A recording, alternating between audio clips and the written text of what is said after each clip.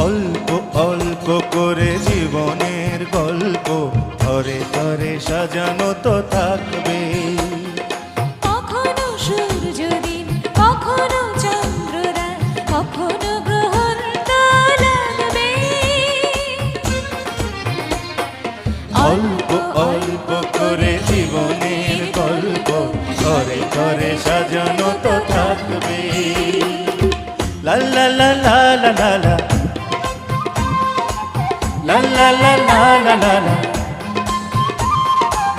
la la la la la la la la la la